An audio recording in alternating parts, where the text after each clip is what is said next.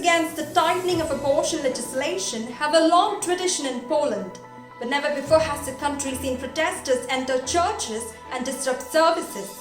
At the weekend, 20 young men and women held a sit-down protest in front of the altar of a church in Poznan, chanting and holding up banners. The disruption was so massive that the priest broke off the mass. Protesters holding banners that read, "You have blood on your hands, women's hell, and let us pray for the right to abortion," also tried to enter churches in other cities.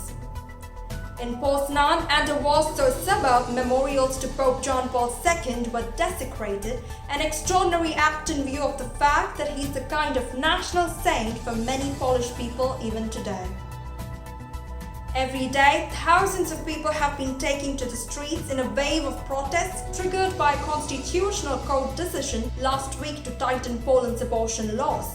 The move came at the request of a group of right-wing conservative members of parliament who wanted to avoid going through parliament and turn directly to the Constitutional Court instead.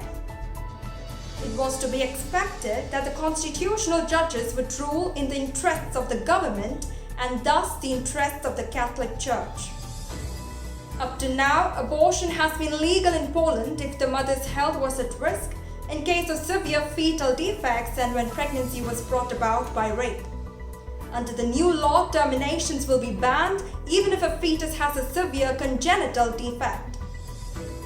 The Constitutional Court's ruling gives the Catholic Church, the ruling party, and other right-wing conservative parties most of what they have been advocating for many years on the issue of abortion.